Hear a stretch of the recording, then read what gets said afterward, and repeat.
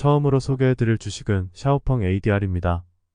XPNG의 주식은 2분기 예상보다 큰 손실을 보인 금요일 결과와 함께 중국 전기, 자동차 제조업체의 문제가 계속됨에 따라 시판 전 미국 무역에서 6% 이상 하락했습니다. 순손실은 지난해 2분기에 보고된 27억 위안 손실보다 더 컸다. 또한 2020년 8월 상장 이후 XPNG 게시한 분기별 최대 손실이기도 합니다. XPNG는 또한 총 마진이 2022년 같은 기간 동안 플러스 10.9%에 비해 마이너스 3.9%로 전환했다고 말했습니다. 회사는 주가가 80% 이상 폭락한 2022년 이후 올해 사업을 턴어라운드하려고 시도하고 있습니다. XPNG는 소비자 지출이 침체된 약한 중국 경제에서 운영되는 동시에 NIO와 같은 다른 신생 기업과 중국에서 치열한 경쟁에 직면했습니다. XPNG는 이전에 2023년 2분기에 205대의 자동차를 인도하여 전분기 대비 27% 증가했으며 자체 예측을 상회했다고 밝혔습니다. 7월에 광저우에 본사를 둔 이 회사는 7월에 8대의 차량을 인도했으며 이는 한 달 동안 28% 증가한 것입니다. 이는 6개월 연속 배달 성장으로 적어도 배달에 대한 회복의 초기 징후를 강조합니다. XPNG는 3분기 차량 인도량이 전년 대비 약 31.9%에서 38.7% 증가한 39영에서 41영대 사이가 될 것으로 예상한다고 말했습니다. 이 수치는 또한 2분기에 기록된 배송보다 더 높을 것입니다. 회사는 또한 3분기 매출이 전년 동기 대비 24.6%에서 31.9% 증가한 85억에서 90억 위안이 될 것으로 전망했다. XPNG는 또한 성장을 실현하기 위해 관리 구조를 재편하고 지난 몇 달 동안 정밀 검사를 거쳤습니다. 배달 증가로 투자자들은 XPNG의 주가가 올해 50% 이상 상승하는 등 턴어라운드가 진행 중이라는 확신을 갖게 되었습니다. 이 자동차 회사는 또한 독일 자동차 거대 기업인 폭스바겐으로부터 지원을 받았습니다. 는 지난달 XPNG에 7억 달러를 투자해 지분 4.99%를 확보했다. 두 회사는 중국 시장을 위해 2대의 전기 자동차를 공동 개발할 예정입니다. 그러나 세계에서 두 번째로 큰 경제 규모에서 가격 전쟁이 전개됨에 따라 경쟁은 계속 치열해지고 있습니다. 이번 주 테슬라는 모델 Y와 모델 S 자동차의 가격을 인하하고 중국의 모델 S와 모델 X의 기존 재고에 대해 할인을 제공했습니다. 다음으로 소개해드릴 주식은 CADR입니다.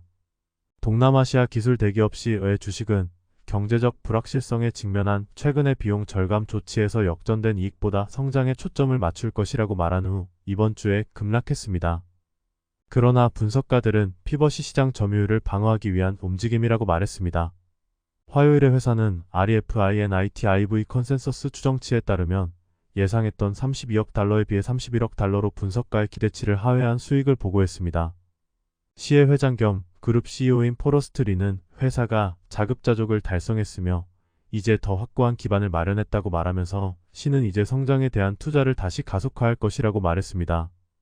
화요일 수익 보고서 이후 주가는 급락하여 장을 28% 하락했습니다.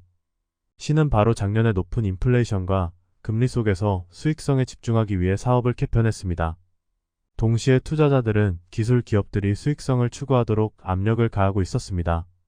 코트와 같은 다른 지역 기술 대기업, 그리고 자바, 대량 해고를 실시하고 고객 인센티브를 줄임으로써 비용을 절감했습니다. 시의 최고 경영진은 급여를 포기했고 회사는 대부분의 직원의 급여를 동결하고 더 적은 상여금을 지급했습니다.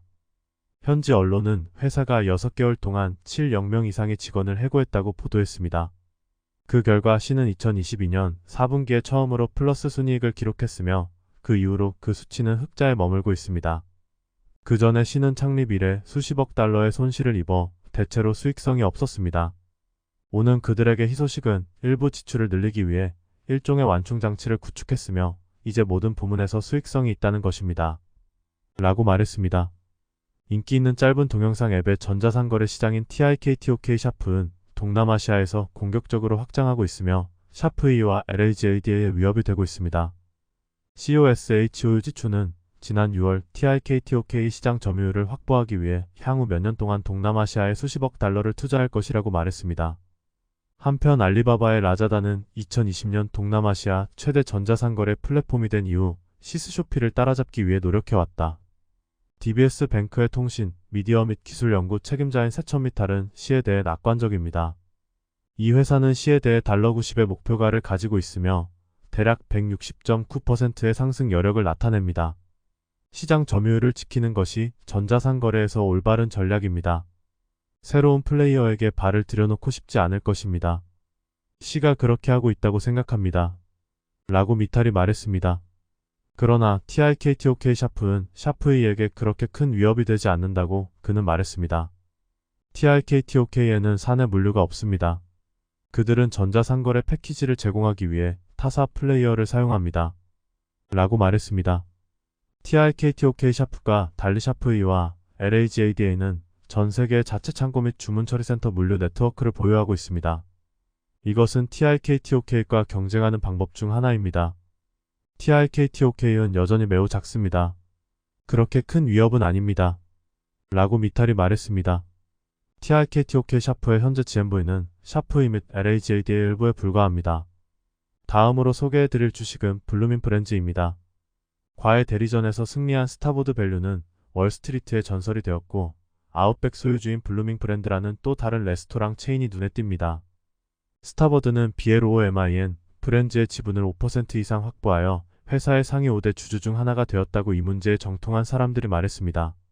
스타버드가 BLOMIN 브랜즈에서 어떤 변화를 추진할지는 알 수 없지만 헤지펀드는 종종 운영 및 재무 개선으로 이익을 얻을 수 있거나 매력적인 인수 대상이 될 수 있는 회사를 표적으로 삼습니다. BLOMIN 브랜즈는 웹사이트에 따르면 전 세계적으로 450개 이상의 레스토랑을 소유 및 운영하고 있으며 그 중 일부는 프랜차이즈입니다. 아우트백 스테이크하우스 외에도 CARRABBAS 이탈리언 그릴, BONEFISH 그릴, 플레밍즈 프라임 스테이크하우스 앤드 와인바 등의 배너가 있습니다. BLOMIN 브랜드 주식은 사업이 대유행 침체에서 회복되면서 연초 대비 거의 30% 상승하여 회사의 시장 가치를 약 22억 달러로 끌어올렸습니다. 그럼에도 불구하고 지난 10년 동안 매출 성장이 지연됨에 따라 주가는 거의 변하지 않았습니다. 스타버드는 2014년에 알러브 가던의 모회사인 다던에서 광범위한 변화를 성공적으로 추진하면서 이름을 알렸습니다. 헤지펀드의 CEO인 제프 스미스는 체인의 브레드 스틱이 낡았고 파스타에 소금이 부족하다고 비판했습니다.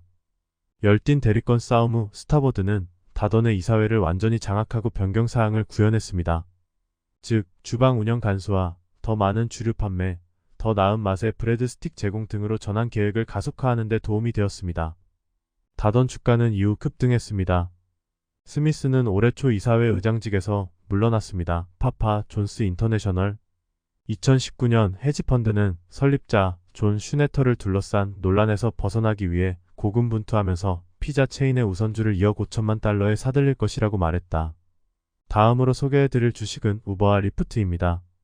리프트와 우버는 미니애폴리스 시의회가 목요일 차량 공유 운전자에 대한 최저임금을 정하는 새로운 규칙을 채택한 후 미니애폴리스에서 사업을 중단하겠다고 위협했습니다. 투표에서 미니애폴리스 시의회는 유버 및 LYFT 운전자에 대한 최저임금을 포함하여 승차 공유 근로자 보호를 포함하는 조례를 통과시켰습니다. 제이콥 프레이 시장은 조례 거부권을 행사할 기회가 있으며 다음 주 수요일인 8월 23일까지 그렇게 해야 합니다.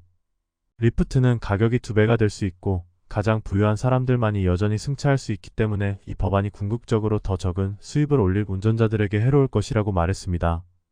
이 회사는 이 법안이 의회를 통해 방해를 받았다고 말하면서 프레이에게 법안의 거부권을 행사하고 대신 주의 차량 공유 태스크포스가 연구를 완료할 시간을 허용할 것을 촉구했습니다. 우버는 월요일 운전자들에게 이메일을 보내 시장과 시의회에 연락해 반대를 요청할 것을 촉구했다. 우버는 운전자들이 목요일에 700개 이상의 이메일을 보냈다고 말했지만 그 이메일에 무엇이 들어있는지는 구체적으로 밝히지 않았다. 우버는 이메일에서 이 법안이 플랫폼에서 안전하지 않은 운전자를 제거하고 승차 비용을 증가시키는 능력을 크게 제한할 수 있다고 말했습니다. 우버는 이 법안이 통과된다면 안타깝게도 서비스를 크게 줄이고 운영을 완전히 중단할 수밖에 없을 것이라고 썼다. 다음으로 소개해드릴 주식은 스냅입니다.